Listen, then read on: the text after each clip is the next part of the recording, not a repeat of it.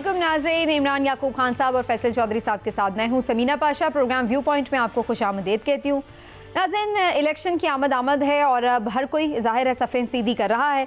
इस वक्त हम देख सकते हैं कि मुख्तलिफ सियासी रहनुमा अपनी अपनी हिकमत अमली लेकर अवाम में जाने के लिए तैयारी कर रहे हैं और कहीं ना कहीं तमाम चीज़ें फाइनलाइज हो रही हैं, कौन उम्मीदवार होंगे कौन नहीं होंगे। इस सारे हंगाम में PMLN की तरफ ख़ासकर सब लोग देख रहे हैं क्योंकि उनका ये ख्याल है कि इस वक्त वो फेवरेट हैं हुकूमत बनाने के लिए और मुख्तलिफ जमातों से उनकी मुलाकातें भी हो रही हैं, इत्तेहाद भी बनाने की कोशिश की जा रही है, कुछ तो बन चुके हैं। तो ये सारा मामला किस तरफ जा रहा है, इलेक्शन किस तरह और किस माहौल में होंगे, क्या अभी भी कोई शकूक व शुबात है इलेक्शन को लेकर के, ये और इस समय बहुत सारे मामलात हैं जिनके ऊपर बात करेंगे आज भी। और इमरान साहब तो हमारे साथ मौजूद हैं, लेकिन ख़ास तौर पर इस सेगमेंट में हमें PMLN के सीनियर रहनुमा हनीफ अब्बासी साहब ज्वाइन कर रहे हैं। आज उनको वेलकम कहते हुए शो में आगाज़ उन्हीं से ही मैं करूँगी। हनीफ अब्बासी साहब, अस्सलाम वालेकुम और बहुत शुक्रिया सर आपके वक्त का। जी वालेकुम अस्सलाम। हनीफ अब्बासी साहब, पहले तो सबसे यही बता दीजिए क्या तैयारियां हैं, क्या जोश खरोश है? PMLN बिल्कुल इंतखाबात के लिए तैयारी कर रही है क्योंकि अभी ऑन ग्राउंड हमें नज़र नहीं आ रहा कि बहुत जल्द से जुलूस या कुछ बहुत एक्टिविटी हो, और वैसे भी कोई मुतालबा होता है कि भाई शेड्यूल दे दें या कुछ इलेक्शन जल्दी करवाएं, मुतालबा होता है नून की तरफ से, वो कोई नज़र नहीं आ रहा। देखिए, पहली बात तो ये है कि किसी सूरत भी आप ये ज़हन में रख लें बात कि पाकिस्तान मुस्लिम लीग नवाज़ जो है ना वो मैदान में मौजूद है अल्हम्दुलिल्लाह हर सूरत। इस वक्त की सूरत हाल ये है कि हम अपना होमवर्क काफ़ी हद तक 80% मुकम्मल कर चुके हैं।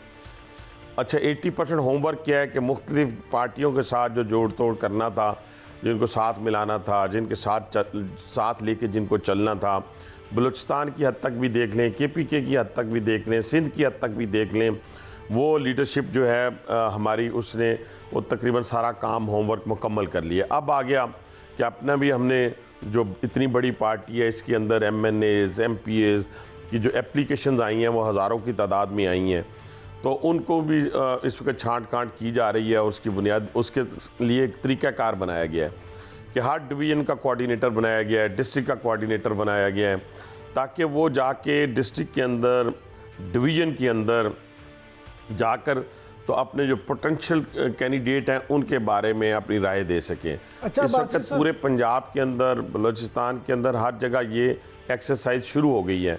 जो आप जलसे जुलूसों की बात कर रही थी, कॉर्नर मीटिंग्स की बात कर रही थी, वो हमेशा जब शेड्यूल अनाउंस होता है इलेक्शन का उस वक्त फिर जलसे जुलूस और कॉर्नर मीटिंग्स शुरू होती है।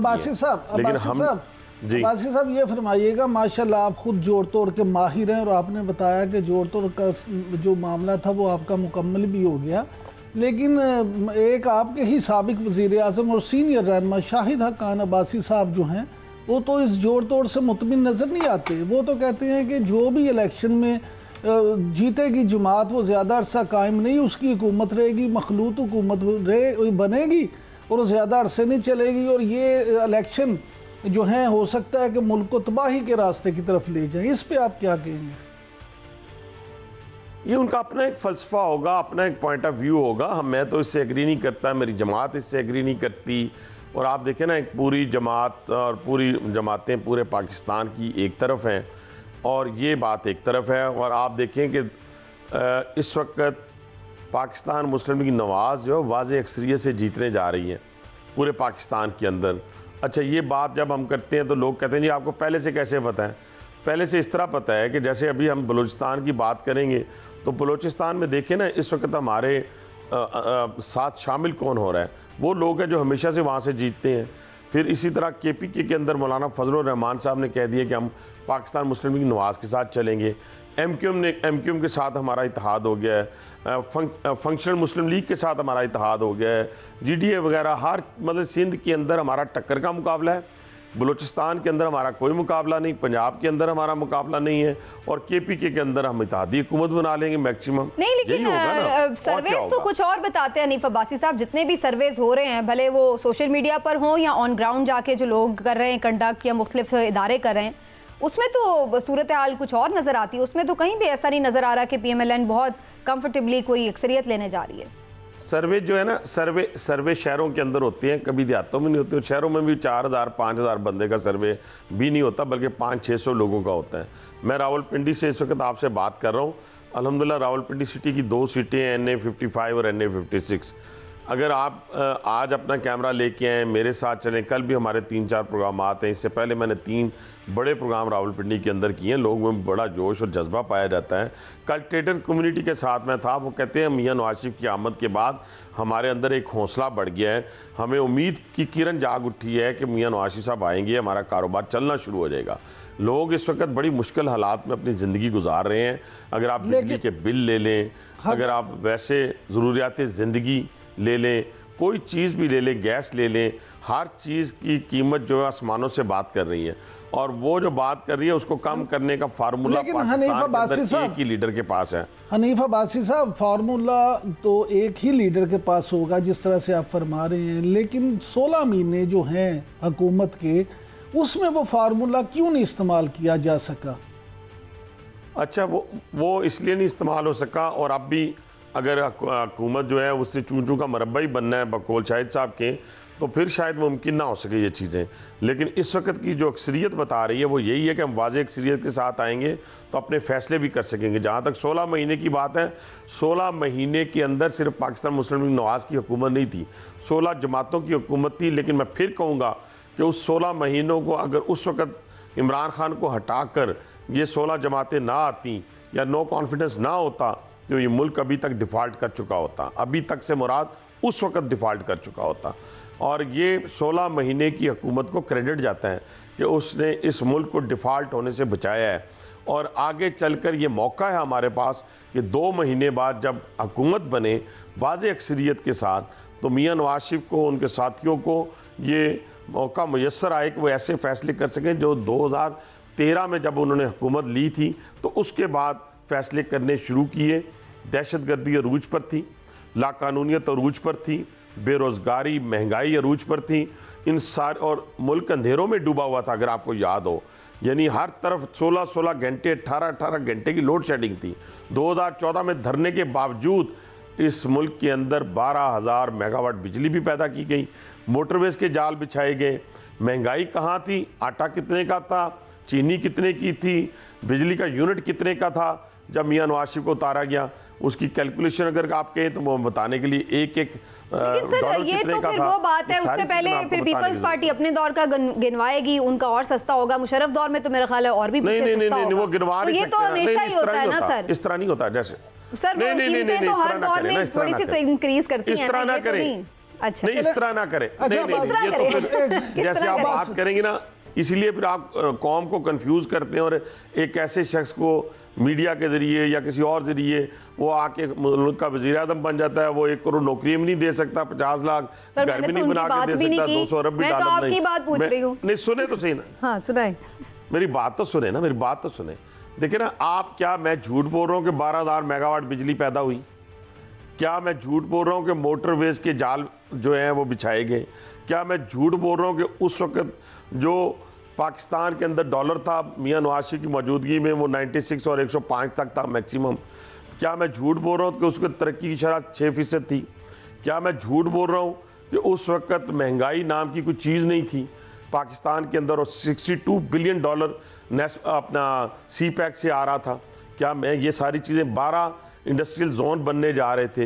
ये सब सच्चाई पर मबनी बातें हैं। हाँ, पीपल्स पार्टी हमें बताए, अच्छा वो बताए कि उन्होंने कितने मेगावाट बिजली पैदा की, या कोई और पार्टी बताए। हमारा मुकाबला इस कारकर्दगी की बुनियाद पर होना चाहिए। इमरान साहब बिल्कुल ठीक कह रहे हैं अब्बासी साहब, किसी का भी मुकाबला कारकर्दगी की बुनियाद पे होना चाहिए। लेकिन हनीफ अब्बासी साहब, मेरा एक आपसे ये सवाल है कि ये जितने भी आपने सच बोले, हम तो इसको बिल्कुल 100% सच समझते भी हैं और मानते भी हैं, लेकिन इशू ये नहीं है कि वो सच क्या था। हम आवाम के लिए सच ये है कि आज इस वक्त जो महंगाई है उसने उसका जीना दोबर कर रखा है। आप खुद क्योंकि सियासी आदमी हैं, जब आप टोक खब्बा में या अपने दूसरे इलाकों में निकलते हैं पिंडी के, तो आप मुझे ये बताएं कि जो आम पाकिस्तानी है, आम शहरी है, वो आपको महंगाई से परेशान नजर आता है या नहीं आता? नहीं, किसने कहा? इससे इनकार कौन कर रहा है? लेकिन देखिए ना, चलता चलता फूलता पाकिस्तान किसने छीना था, क्यों छीना था, क्यों वज़ीर आज़म को हटाया गया था? देखें ये मुल्क जो है ना, ये दुकान नहीं है, ये मुल्क कोई इंडस्ट्री नहीं है कि मैं नहीं चला सकूंगा तो आप चला लेंगे। Sir you are the most relevant person, इसलिए मैं आपसे सवाल पूछ रहा हूं कि ये भी कहा जाता है कि शेख रशीद साहब को इलेक्शन जितवाने के लिए आपको जेल भिजवा दिया गया था। तो आप तो ये खुद समझते हैं कि ये सारी चीज़ें हैं, तो मुझे ये समझा दें कि अब यही इल्ज़ाम तहरीक इंसाफ आप पे लगा रही है। उनका ये कहना है कि उनको लेवल प्लेइंग फील्ड नहीं दी जा रही। इस पे ज़रा थोड़ी सी रोशनी डाल दें, क्या वाकई ऐसा है? इमरान भाई, पहली बात तो ये है कि अगर उसको लेवल प्लेइंग फील्ड नहीं ना दी जा रही तो ज़रा डिफरेंट सी सूरत हाल है 2018 की और अब की डिफरेंट सूरत हाल है। वो कैसे, आप पूछे कैसे सूरत हाल है? देखिए, मैं आपसे ये कहना चाहता हूं कि तहरीक इंसाफ ने जो रेड लाइन क्रॉस की है ना जी, वो आपकी बैन ऑर्गेनाइजेशन ने भी नहीं की जी। बैन ऑर्गेनाइजेशन ने भी वो रेड लाइन क्रॉस नहीं की। अगर 9 मई के वाक्य को भूल के मिट्टी डालनी है, जिसे कहते हैं मिट्टी पाओ तो आगे चलो, तो ये फिर मुल्क में ना याद रखिएगा। नहीं सर, ये तो कोई भी नहीं कह रहा कि मिट्टी डालें, पर प्रॉब्लम ये कि या तो फिर इसको ओवरऑल नहीं, एक सेकंड सर, आप कह रहे हैं ना, सवाल पूरा कर लेने दें। या तो ये होता कि पिछली हुकूमत ही कोई बैन लगा जाती उनके ऊपर, ताकि पता होता कि भाई उनको इजाजत ही नहीं है, वो एक बैंड ऑर्गेनाइजेशन है। अगर ऐसा नहीं है तो लोग जो 9 मई में मुलविस थे वो इस वक्त जेलों में हैं, उनके ट्रायल हो रहे हैं, ठीक है, वो अपने ट्रायल भुगते हैं, लेकिन जो ऑन ग्राउंड पार्टी है उसको क्यों रोका जा रहा है या उसके ऊपर क्यों इंतकामी कार्रवाई? अगर आप मुझे पूरी बात करने देती ना तो बात आप भी समझ जाते हैं और कौम भी समझ जाती। मुझे बात अगर मुकम्मल हर क्वेश्चन पे अगर आप मुझे इंटरप्ट करेंगी, मैं कोई नहीं, मैं चुप कर जाऊंगा, लेकिन ना आपको बात समझ आएगी ना। मैं कह रहा हूं 9 मई का वाकया जब आप पीटीआई का जिक्र करते हैं और जब ये जिक्र करते हैं तो फिर आप फेवर कर रहे होते हैं उस शख्स को जो मास्टरमाइंड था इस पूरे वाकये का। 9 मई एक दिन में नहीं हुआ, 9 मई 1.5 साल की आबैरी में हुआ। क्या कहा जाता था? मुझे कहा जाता था ये कैसे ज़हन बनाए गए 1.5 साल में, और मामूली सा कॉलर पकड़ा, अगर किसी ने वही कानून और आइन के मुताबिक पकड़ा तो आपने पूरे मुल्क को नहीं कहा जाता था, जिनको आपके कायद भी कहते रहे हैं कि आपकी वजह से ये मेरी हुकूमत गई, आपकी वजह से हंसता बसता मुल्क उजड़ गया, आपकी वजह से मरियम को जो है स्मैश करने की धमकियां, तो आपके कायद भी उन्हीं को ही कहते थे, वो भी उन्हीं को ही कहते हैं जी। मेरे कायद ने तो आज तक रेड लाइन इस पाकिस्तान की सालमियत की खातर अपना इक़्तिदार कुर्बान कर दिया है, लेकिन उन्होंने कभी रेड लाइन को क्रॉस नहीं किया।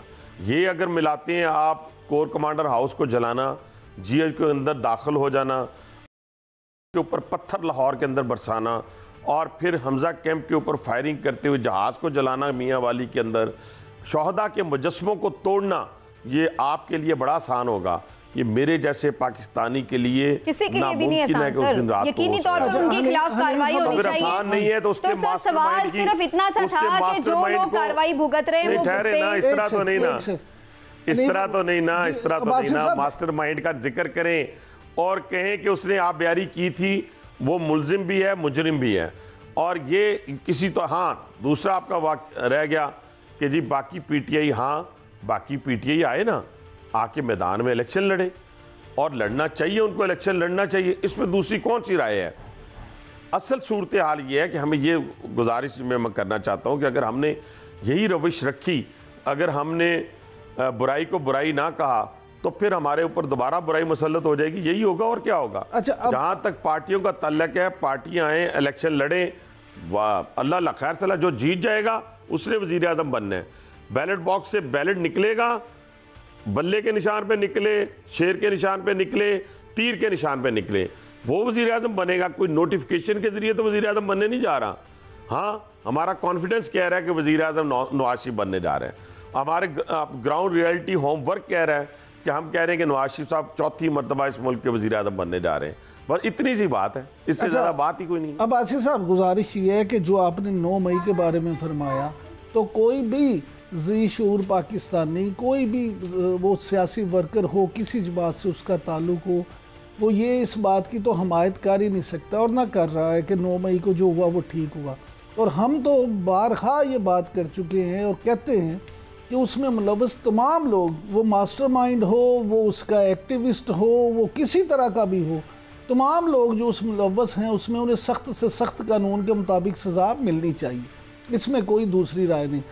लेकिन गुजारिश ये है कि आप क्या ये बात समझते हैं कि इस वक्त PTI का जो वोटर है वो अभी तक अपने चेयरमैन के साथ, चाहे वो मुल्जिम है या मुजरिम है, इंटैक्ट है या नहीं?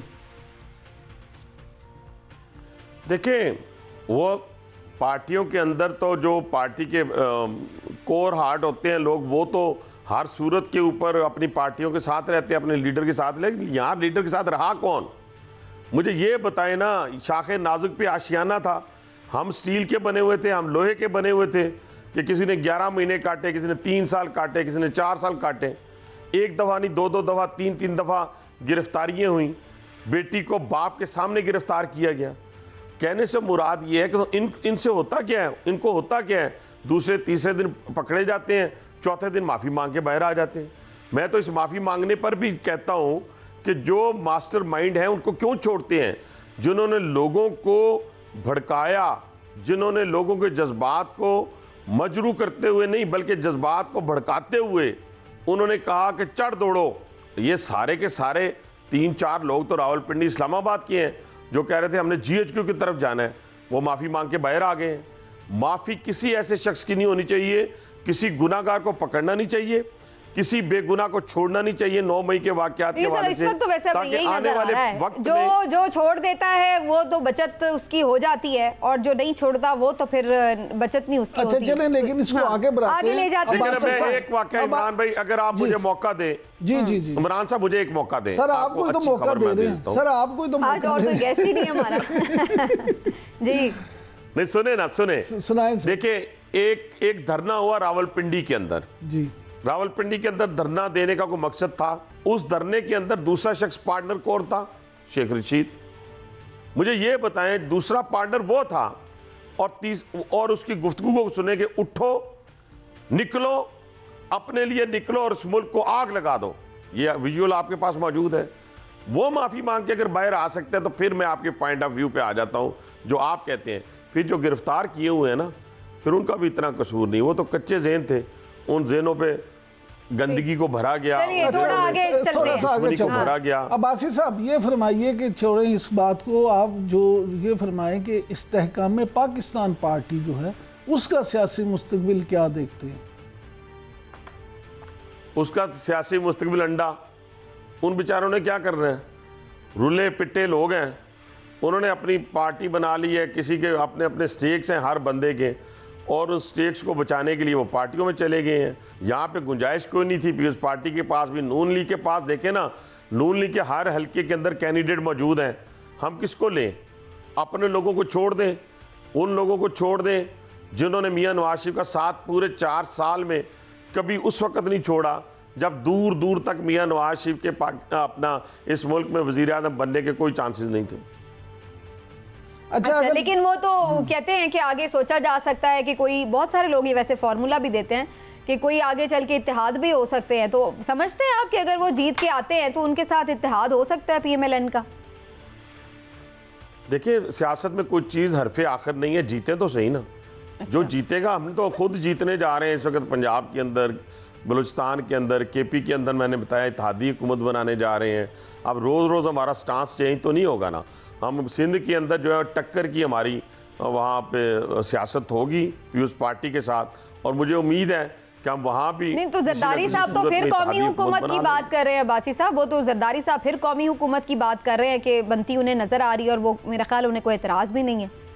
आप बनाएंगे पीपल्स पार्टी के साथ? देखिए, मैं तो फिर कौम को भी नहीं, मैं फिर कह रहा हूँ कोई चीज हरफे आखिर नहीं है, लेकिन मैं कौम से मुखातिब हूँ, आपसे मुखातिब हूँ कि हमें मिलनी चाहिए अक्सरियत, ताकि हम अपने विजन को इंप्लीमेंट कर सकें जिस तरह हमने 2013 में किया है।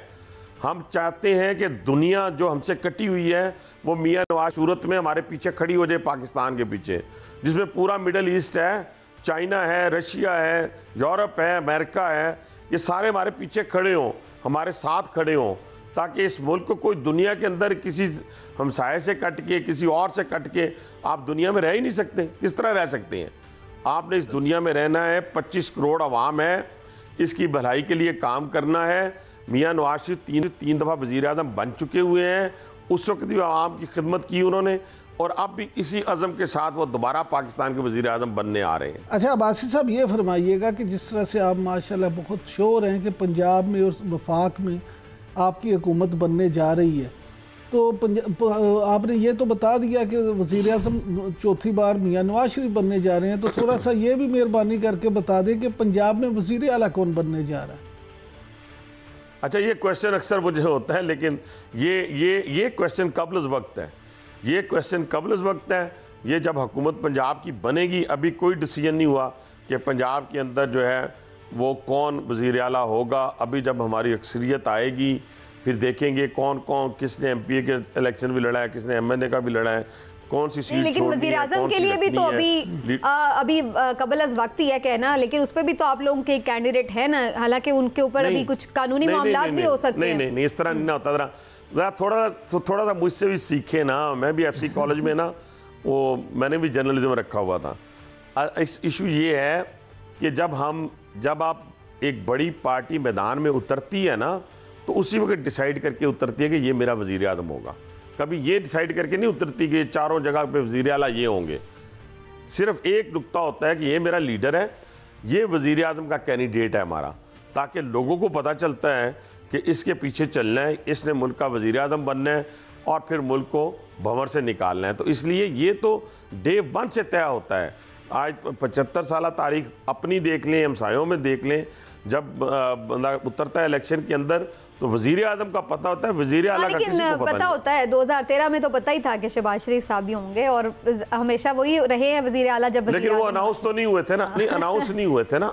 आप ठीक फरमा रही हैं, मैं आपकी बात को अब्बासी साहब मैं माफ़ी चाहता हूँ। मैं आप और समीना दोनों की बात से डिसएग्री करता हूँ और आपको याद दिलाता हूँ कि मियां शहबाज शरीफ साहब 2013 में बिल्कुल भी वज़ीर आला नहीं बनना चाहते थे। वो वापडा के वजीर बनना चाहते थे और मुल्क से एनर्जी बहरान खत्म करना चाहते थे। उन्होंने पर्सनली रिक्वेस्ट मैंने तो पहले कहा ना कि नहीं अनाउंस हुआ था। नहीं आपने अभी ये कहा तो गुजारिश ये है कि उस वक्त मैंने कहा कि वज़ीर आला अनाउंस नहीं हुआ था। जी हाँ, लेकिन ये तो बात है अनाउंस नहीं हुआ था। इस सवाल को यूं कर लेते हैं बासी साहब, ये तो तय है ना कि कोई शरीफ फैमिली में से ही बनेगा वज़ीर आला। नहीं, ये कोई तय नहीं है। अच्छा, आपका भी चांस है इसका मतलब। आपने लड़ना है वैसे एमपी की टिकट? क्यों नहीं है। अगर मैंने एमपीए, अच्छा, मैं एमएनए के इलेक्शन लड़ रहा हूँ, एमपीए का मैं लड़ ही नहीं रहा, लेकिन अगर एमपीए का मैं लड़ रहा होता तो शायद मेरे चांसेस ज्यादा होते। ठीक, ये पीपल्स पार्टी का मैं आपसे ज़रूर सवाल साथ में करना चाह रही हूँ। जो जरदारी साहब ने अभी बिलावल भुट्टो के लिए कहा है और वो ये भी कह रहे हैं कि जी जितने मर्जी आप लोग सिंध में इत्तेहाद बना लें, सिंध में आप लोगों का कोई चांस नहीं है, तो आप सिर्फ एक टफ ऑपोजिशन ही दे सकेंगे जरदारी साहब को सिंध में, या फिर इस पोजीशन में भी आ सकते हैं कि हुकूमत ही बना लें? हम सरप्राइज देंगे जरदारी साहब को, हमारे लिए काबिल एहतराम है, लेकिन ना सियासी पॉलिटिकल लैंग्वेज में बात करनी चाहिए। और हम इंशाल्लाह इलेक्शन की सूरत में, वोट की सूरत में सिंध के अंदर हम उनको सरप्राइज देंगे।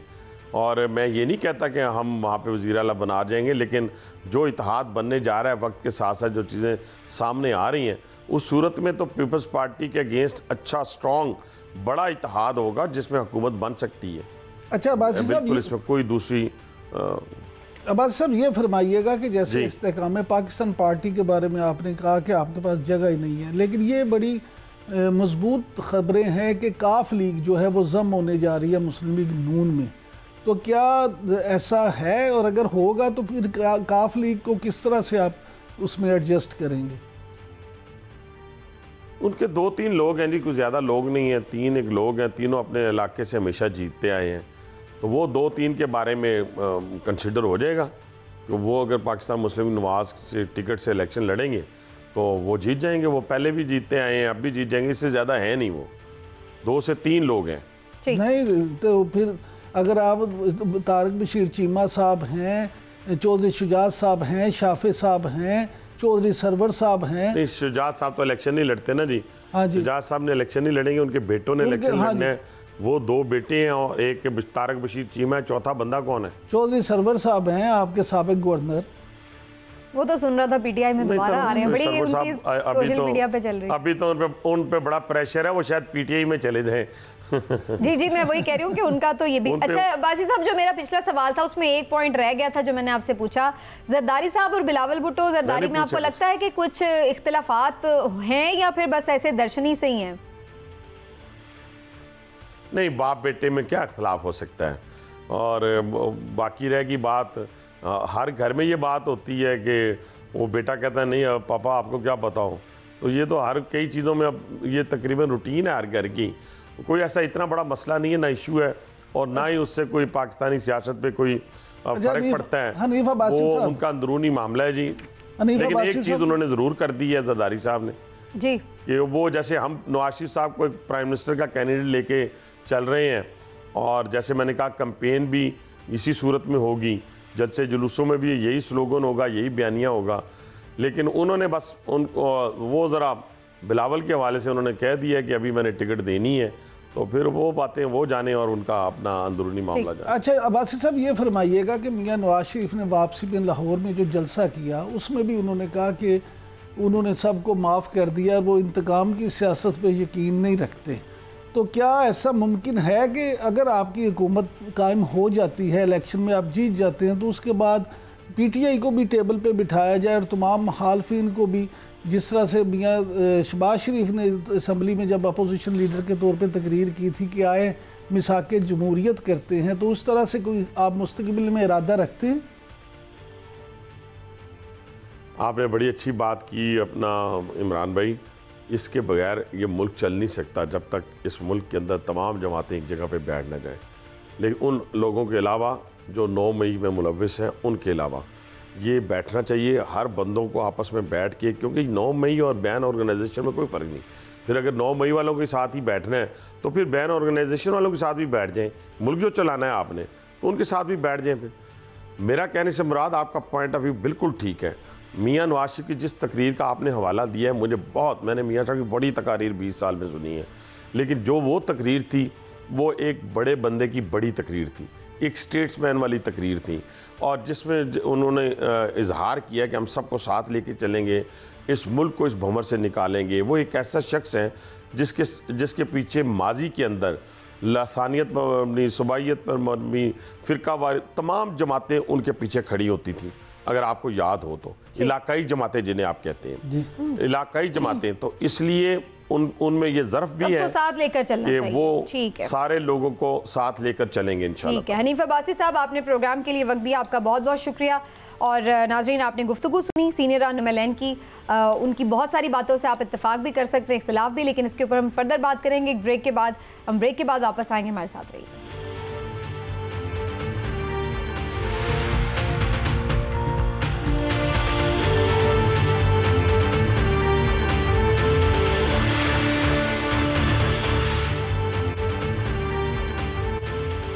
जी वेलकम बैक नाजरीन। और अब हमें फैसल चौधरी साहब भी सेगमेंट में ज्वाइन कर चुके हैं।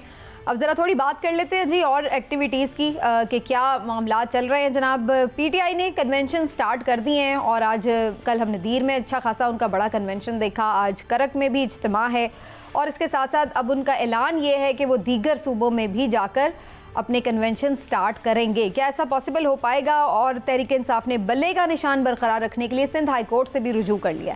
चौधरी साहब, सिंध हाई कोर्ट से रुजू करने की आपको वजह क्या नज़र आती है? क्या इस्लामाबाद हाई कोर्ट पर या किसी और कोर्ट पर एतमाद नहीं रहा उन्हें?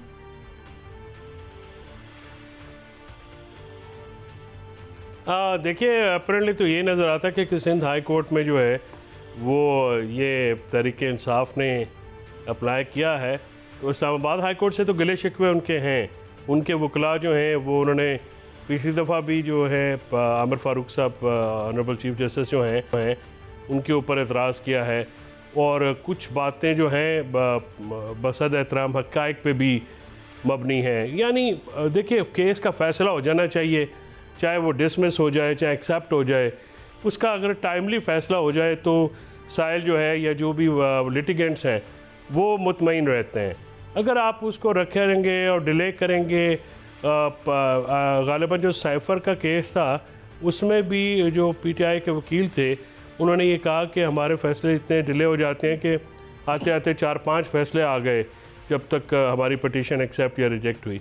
तो वो बात भी शायद उनके जहन में हो, बल्ले का निशान जो है वो हाई कोर्ट में गए हैं। आप देखते हैं कि उसमें क्या बनता है। और जो है आज मैं वो डॉन अखबार में भी आर्टिकल आया है जिसमें अहमद महबूब साहब का आर्टिकल है, if I am not wrong. उन्होंने ये लिखा है कि इतनी जो स्क्रूटनाइज़ किया है इस सारे केस को, वो अनप्रेसिडेंटेड है। मैंने भी आपको ये मौक़िफ़ पहले इस शो में भी दे चुका हूँ कि वो कोई इंतखाबी उज़रदारी तो है नहीं, इंट्रा पार्टी इलेक्शन है। तो जिस किस्म की इलेक्शन कमीशन ने छानबीन की है, जिस तरह से बारीक बीनी से उसको देखा है, उसकी पहले मिसाल नहीं मिलती है। इलेक्शन पार्टीज़ में ऐसे ही होते हैं, वो खानापुरी की जाती है, तमाम पार्टियों में ऐसे होता है। और कभी भी जो इंटरनल पार्टी मामलात हैं उसमें इलेक्शन कमीशन मुदाखलत नहीं करता। तो इस जिस तरह से मुदाखलत की गई है, तो फिर पीटीआई की जानिब से इलेक्शन कमीशन पे उंगलियां उठाना जो है, फिर उसको जवाज़ तो फ्राहम हो जाता है इस चीज़ से। तो ऐसी चीज़ों से इज्तनाब भी करना चाहिए और एक तासुर भी कायम करना चाहिए कि ठीक हो गया। लेकिन इमरान साहब, जो अभी मैं सुन भी रही थी, बल्कि एतजाज़ हसन साहब ने बड़ा अच्छा पॉइंट उठाया कि 2 महीने आपने महफूज रखा फैसला और उसके बाद सुनाया ये कि भाई 20 दिन में इलेक्शन कराओ। तो अगर आपने यही फैसला सुनाना था उसी वक्त सुनाते तो उनको थोड़ा टाइम भी मिल जाता इलेक्शन से पहले। तो इससे आपको लगता है कि बदनीयती है इसके पीछे? समीना, देखिए, किसी के बारे में ये कहना कि बदनीयती है, ये तो बड़ी एक अजीब सी बात है। मैं नहीं समझता कि बदनीयती है, लेकिन ये ज़रूर है कि अगर आपने, मैं एतजाज़ हसन साहब की इस बात से 100% मुत्तफिक हूँ कि अगर आपने यही फैसला सुनाना था तो आप 2 महीने पहले ही सुना देते ताकि वो उन्हें मौका मिल जाता। देखिए, ये तहरीक इंसाफ का हक है कि वो बल्ले के निशान के लिए किसी भी अदालत से रुजू करे। जिस तरह चौधरी साहब अभी फरमा रहे थे कि इस्लामाबाद हाई कोर्ट के हवाले से कुछ तहफ़्फ़ुज़ात हैं, तो ये हमारा अलविया ये है कि दूसरे फरीक को लाहौर हाई कोर्ट के बारे में भी बड़े तहफ़्फ़ुज़ात रहे हैं और चीफ जस्टिस को लेके वो बड़ी बातें जो हैं बाद में साबित भी हुई और उनके दामाद को लेके भी बहुत सारी चीज़ें सामने आई। तो ये बातें जो हैं, ये देखिए अलविया है कि हमारी आला मुल्क की आला अदलिया जो है उसके हवाले से इस तरह की चीज़ें हों। अब से कोर्ट में जाना बिल्कुल उनका हक है, अल्लाह करे कि उनको वहाँ पे इंसाफ मिले और कोई ऐसी बात ना हो, लेकिन अच्छा यही होता कि वो इलेक्शन करवा लेते। देखें, 2021 से पेंडिंग है ये, अभी ये नहीं है मामला कि अब उन्होंने कह दिया कि 20 दिन में करवा लें। इलेक्शन कमीशन उन्हें 13 जून 2021 से कह रहा है कि आप इलेक्शन कराएं, साल की मोहलत दी, फिर उसके बाद ये हुआ। तो हमारे यहाँ ये भी एक अलमिया है कि अगर इसकी मिसाल नहीं मिलती जिस तरह पीटीआई के साथ किया गया, तो पूरी दुनिया में सियासी जमातों में इस तरह की भी मिसाल नहीं मिलती कि आपस में बंदर बांट हो। और ये हमारे मुल्क में तो ऐसी इतनी मिसालें मिलती हैं। नहीं, मैं यही तो अर्ज कर रहा हूँ कि ये भी अलमिया है। ये हमारे सियासी जमातों को भी चाहिए कि ये जो जमहूरियत के राग अलापती हैं, तो ये अपनी जमातों में भी जमहूरियत लाएं और बाकायदा इलेक्शन करवाएं तमाम सियासी जमातें। ठीक। अच्छा जज साहब, ये इमरान खान साहब को पेश करने के हवाले से जज साहब ने प्रोडक्शन ऑर्डर भी जारी किए 28 नवंबर के लिए, और भुट्टी साहब जो वज़ीर दाखिला, उन्होंने कहा है कि अमल दरामद भी होगा। अब सुनने में ये खबरें आ रही हैं जो मुख्तलिफ रिपोर्टर्स की हैं कि सिक्योरिटी प्लान तो तरतीब दिए जा रहे हैं। तो आपको लग रहा है कि फाइनली ये तय हो गया है कि ओपन ट्रायल अब किया जाएगा और लाया जाएगा, इमरान खान साहब को अदालत ही पेश किया जाएगा?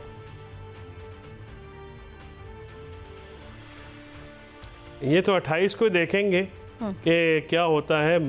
मुझे तो नहीं लगता कि ये मुमकिन हो सकेगा या ये ऐसा किया जाएगा। मुझे लगता है कि कोशिश हुकूमत की यही होगी कि इसको जो है जेल के अंदर ही किसी किस्म का मामला किया जाए। एक जुमला मैं ऐड करना चाहता हूँ आप लोगों की इजाज़त से। जो इमरान साहब ने कहा है ना, ये बिल्कुल हकीकत बात ये है कि सियासी जमातें जब तक जमहूरी ज़ाब्तों के ऊपर, असूलों के ऊपर कायम नहीं होंगी तो मुल्क में जमहूरियत नहीं आएगी। तो और तमाम जो जमातें इस वक्त हैं, कता नज़र वो किसी भी सूबे से हो, किसी भी फैक्शन हो उनका, वो सारी एक शख्सियत के गिर्द घूमती हैं।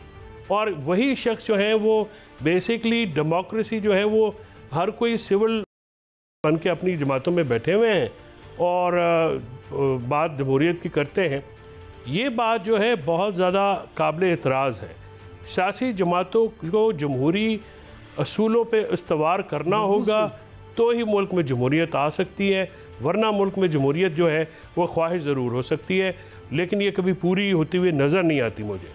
जो सब ये राग तो अलापते हैं ना, ये अपने अंदर सिर्फ ये सारे, हमारे यहाँ मामला ये है कि हम तमाम तरह के कवानीन और शराइत दूसरों पे नाफिज करना चाहते हैं, खुद को उनसे मुबर्रा रखना चाहते हैं। यही हाल सियासी लीडरों का है। और ये हम इसलिए भी देखते हैं ना कि हमारे यहाँ वैसे भी एक इस पूरे खित्ते में ये चीज़ है कि फैमिली पॉलिटिक्स चलती है, इस वजह से हमें वो नज़र भी आता है। फैमिली पॉलिटिक्स की बात हुई तो एक तस्वीर जारी हुई है जिसमें देखा जा सकता है कि बख्तावर भी मौजूद हैं और बिलावल साहब भी, जरदारी साहब भी मुस्कुराते हुए, फरियाल तालपुर साहिबा भी, और तस्वीर गालिबन आसिफा ने खींची है। तो अब लगता है आपको कि जो थोड़े बहुत कोई इख्तलाफात भी थे वो दूर हो गए? देखिए मामला ये, मैंने उस दिन भी आपसे ये कहा था कि इख्तलाफ नहीं है, सियासी सोच में एक जो है वो ज़रूर हो सकता है कि उनकी सोच मुख्तलिफ हो।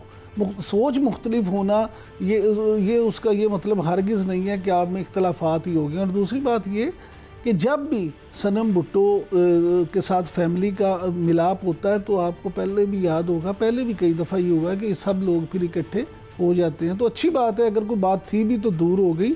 लेकिन जिस तरह से अभी आपने कहा, तो आज एक शो कामों की में भी हुआ है जो इस्तेहकाम पाकिस्तान पार्टी ने किया है, तो उन्होंने वहाँ पे भी आज जो जहांगीर तरीन साहब हैं उनके सरपरस्त आला, उन्होंने यही मौक़िफ़ इख्तियार किया है कि उनका ताल्लुक़ किसी सियासी गिराने से नहीं है और वो मुख्तलिफ सियासत करने के लिए सियासत में हैं, मैदान अमल में हैं। तो वो अब मुझे ये लगता है कि जो सियासी मामलात हैं उसी तरह से वो अब ये कोशिश कर रहे हैं कि पीटीआई के वोटर को ज़्यादा से ज़्यादा अपनी तरफ खींच सकें और ये कह सकें कि जनाब हम तो वो सियासी उस पर यकीन नहीं रखते, तो आप हमारे पास आएँ। ठीक है चौधरी साहब, इस पे भी अगर आप कमेंट करना चाहें तो ज़रूर कीजिएगा। लेकिन जैसे अभी इमरान साहब ने बात की कि पीटीआई के वोटर को वो अट्रैक्ट करना चाह रहे हैं, लेकिन जो अब हम कन्वेंशंस देख रहे हैं और वहाँ पर जो लोगों की सूरत हाल देख रहे हैं, आपको लगता है कि पीटीआई का वोटर आके किसी और पार्टी को वोट कर सकता है? ये तो शायद कोई कह सकता है कि वो नाराज़ हो या मायूस हो के घर बैठ जाए, लेकिन क्या किसी दूसरी मुखालिफ पार्टी को वोट करेगा? देखिए, पाकिस्तान की सियासी तारीख में बहुत सारी जमातें बनी, नेशनल पीपल्स पार्टी बनी, पीपल्स पार्टी के मुख्तलिफ फैक्शन बने, इस तरह से मुस्लिम लीगों के मुख्तलिफ फैक्शन बने, लेकिन जो लोगों का रवैया रहा है वो सिर्फ अपनी पसंद की जमात की तरह इसके साथ ही रहे हैं। पीपल्स पार्टी का वोटर जो है वो पीपल्स पार्टी को वोट डालता रहा, नून लीग का वर्कर जो है वो अभी नून लीग के साथ रहता है। पीटीआई का जो वर्कर है, मुझे नहीं लगता कि वो किसी तौर पे भी किसी और जमात के साथ जाएगा, और अभी आईपीपी को टाइम लगेगा। देखिए, जमातें बनने में भी वक्त लगता है और जमातों के साथ वक्त गुजारना पड़ता है। अभी वो एक बिल्कुल नई जमात है, उसको 6 महीने भी नहीं हुए हैं अभी बनते हुए, और वो कन्वेंशन वगैरह कर रहे हैं। आज मैं जो कामों के भी देख रहा हूँ उसमें हाज़िरी भी उनकी ठीक थी, और जो तकरीरें ख़ासकर जहांगीर खान की तकरीरें वो बड़ी अमली तौर पे उनमें वो प्रोग्राम भी दे रहे हैं। लेकिन मुझे नहीं लगता है कि इस आने वाले इलेक्शन में इतनी जल्दी वो लोगों को अट्रैक्ट कर पा सकेंगे अपनी तरफ, या वो वोटर्स को अट्रैक्ट करेंगे। उसके लिए वक्त ज़रूर लगेगा, और जहांगीर तरीन और अलीम ख़ान का एक तजर्बा ज़रूर है। उन्होंने पीटीआई में कोई किसी को बुरी लगे या अच्छी बात लगे, जहांगीर तरीन साहब ने बहुत मेहनत की पीटीआई को पीटीआई बनाने में, और पीटीआई को इस नहज पे पहुंचाने में, बतौर जमात उसको क्रिएट करने में जहांगीर तरीन साहब की खिदमात को कोई फरामोश नहीं कर सकता। ये अलग बात है कि बाद में जब पार्टियां हैं वो आपस में इख्तलाफ हो जाते हैं, तो हमारा एक अमूमी रवैया ये है कि पिछले किए पे के ऊपर बिल्कुल ही पानी फेंक के तो हम ये कहते हैं कि जी वो फलां या बुरा था या अच्छा था, बिल्कुल ब्लैक एंड वाइट में कैटेगराइज कर देते हैं। लेकिन जहांगीर खान तरीन का, अलीम खान का काफ़ी मेहनत वो करना भी जानते हैं, वो स्ट्रक्चर भी अपना ऑर्गेनाइजेशन को समझते भी हैं। तो सब इन्होंने पीटीआई में जान डाली, और अगर जहांगीर तरीन साहब का जहाज़ ना होता तो इमरान खान वज़ीर आज़म ना होते, और यहाँ पे बुज़दार वज़ीर आला ना होते। उनके जहाज़ के बड़े कमालात थे, उसमें जिस तरह से वो लोगों को लाए, किसी को ज़ाती उस पर, किसी को ज़ाती ताल्लुक़ की बिना पे, किसी को लालच दे के, किसी के मामला तय करवा के, तो ये जो पीटीआई के लिए उन्होंने किया, अब वही उसी तरह से वो सारी कोशिश। इमरान साहब, ये सियासी रवैये देखिए ना, एक आदमी जो सियासी तौर पे मामलात को समझता है, सियासी जोड़ तोड़ जो है वो आसान काम नहीं होता।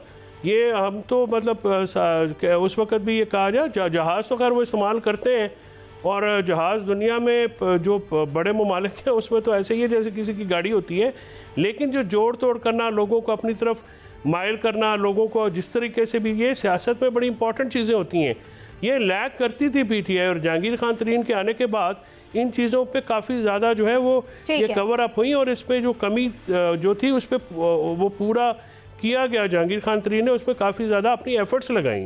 इसमें तो ये तारीखी बात है इसमें। लेकिन अब देखना ये कि ये सारा उनका जो कमाल है वो क्या वो अपनी पार्टी में भी वो शो कर सकेंगे नहीं, इसके लिए बहरहाल एक वक्त चाहिए होगा और देखना होगा, फिर उसके बाद ही हम जज कर सकते हैं। आज के प्रोग्राम को यही था नाज़रीन, इंशाल्लाह फिर आपसे मुलाकात होगी। अपना ख्याल रखिए, अल्लाह हाफ़िज़।